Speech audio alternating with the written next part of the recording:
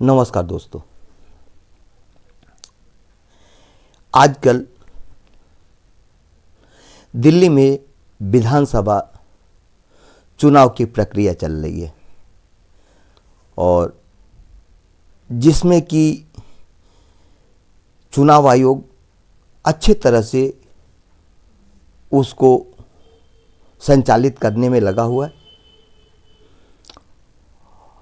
और इस चुनाव की जो घोषणा की गई है कि 5 तारीख को मतदान होगा और 8 तारीख को दिल्ली विधानसभा चुनाव के परिणाम घोषित होंगे। चुनाव परिणाम के बाद ये फैसला होगा कि सरकार किसकी बनेगी। मुख्य रूप से सभी पार्टियां 3 बार से आम आदमी पार्टी की सरकार चल रही है, जिसमें 3 बार लगातार आम आदमी पार्टी अपनी सरकार बनाई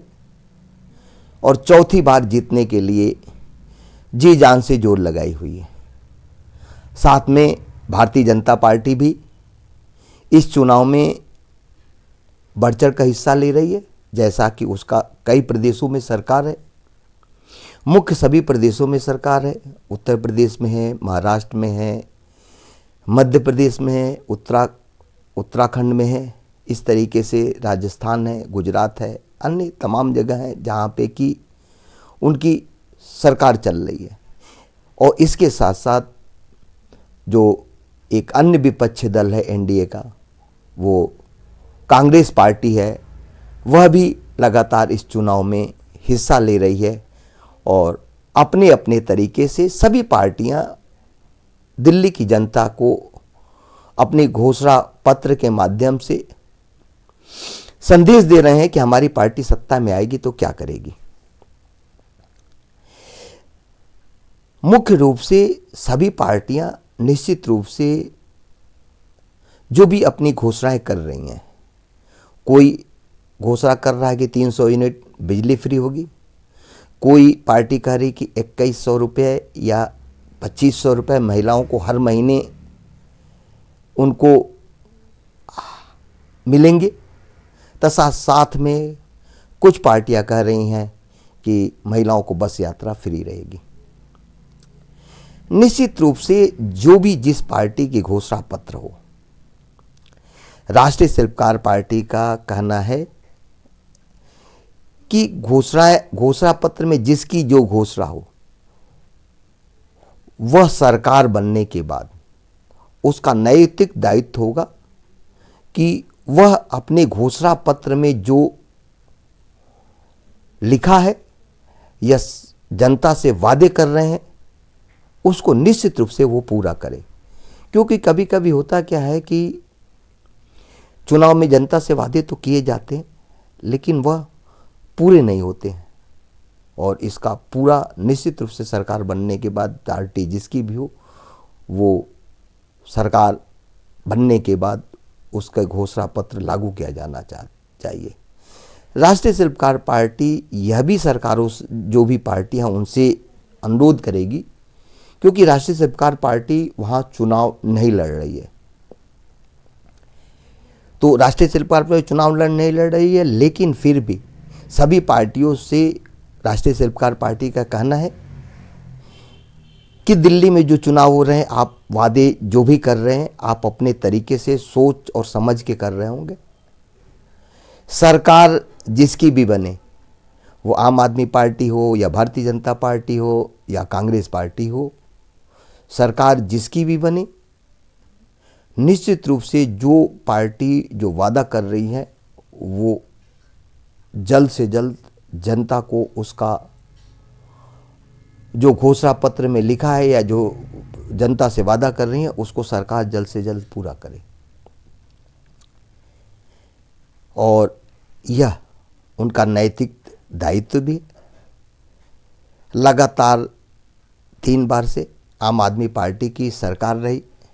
अनेक आप लोगों ने गतिविधियां देखा होगा, तमाम घटनाएं घटी। वहाँ के मुख्यमंत्री, उप मुख्यमंत्री, सांसद किसी न किसी घोटाले में या किसी न किसी आरोप में जेल में गए, फिर वहाँ से जमानत पे छूट के आए। साथ में इस तरीके से तमाम घटनाएं लगातार जो पिछली सरकार में रही उठापटक चलती रही। आज फिर एक बार दिल्ली में चुनाव हो रहे हैं और चुनाव में राष्ट्रीय स्वयंसेवक पार्टी का कहना है कि वहाँ की जो जनता है उनसे अपील है कि आप अधिक से अधिक संख्या में मतदान केंद्र पे पहुँचे और मतदान केंद्र पे पहले सर्वप्रथम आप 5 तारीख को मतदान करें, उसके बाद आप अपने अन्य काम निपटाएं। आपके मतदान से, आपके बहुमूल्य वोट से एक दिल्ली में स्थिर सरकार बनेगी जो आपके हित में काम करेगी। ऐसा नहीं कि जो भी सरकार है आपके हित में नहीं काम करती होंगी, काम करती हैं, लेकिन आपके ही वोट पे सरकार बनती है। तो आप अपने घरों से निकलें और निकलने के बाद आप जा कर के मतदान करें और मतदान की संख्या अधिक से अधिक करें, जिसकी वजह से चुनाव में एक अच्छी सरकार और बेहतर सरकार आप चुन करके विधानसभा में भेजें और जिसकी वजह से वो सरकार आपके लिए अच्छे अच्छे जो भी योजनाएं हैं आपके लाभ के लिए लाए। इसी में राष्ट्रीय स्वयंसेवक पार्टी एक और चीज जोड़ती है कि सरकार जिसकी भी बने, राष्ट्रीय स्वयंसेवक पार्टी का कहना है कि सभी को निःशुल्क शिक्षा और निःशुल्क चिकित्सा मिलनी चाहिए। शिक्षा को कंपल्सरी किया जाना चाहिए कि कोई भी बच्चा शिक्षा से दूर न रहे, वो सरकार किसी की भी बने। राष्ट्रीय स्वयंसेवक पार्टी का हमेशा एक उद्देश्य रहा है कि प्रदेश एवं देश के सभी बच्चों को यह अधिकार है कि वह शिक्षा प्राप्त करे और इस सरकार का दायित्व होना चाहिए कि उसको शिक्षा कंपल्सरी उसको दे। साथ ही साथ जैसा कि इलाज की बात है तो राष्ट्रीय स्वयंसेवक पार्टी का कहना है कि जैसा कि योजना है आयुष्मान योजना के अंतर्गत कि 5 लाख तक इलाज फ्री हो और साथ ही अगर कोई व्यक्ति 70 साल तक है तो उसको 5 लाख का इलाज फ्री होगा। तो राष्ट्रीय स्वयंसेवक पार्टी का कहना है कि शिक्षा तो निःशुल्क हो ही हो, साथ में किसी भी व्यक्ति की अगर आयु 60 साल के बदले 70 साल हो, अगर 70 साल के बदले इसको 60 साल किया जाना चाहिए कि किसी की भी हो तो 60 साल हो। जिसकी भी सरकार बने, निश्चित रूप से राष्ट्रीय स्वयंसेवक पार्टी यह उम्मीद करती है कि जो भी घोषणा पत्र में अपना लागू किए होंगे उसको निश्चित रूप से सरकार बनने के बाद जल्द से जल्द लागू करेंगे तथा साथ में राष्ट्रीय स्वयंसेवक पार्टी का जो कहना है कि सभी को निःशुल्क शिक्षा और चिकित्सा मिलना चाहिए, वह भी उस पर सरकार ध्यान दे। इसी के साथ साथ जय हिंद, जय भारत, जय राष्ट्रीय स्वयंसेवक पार्टी।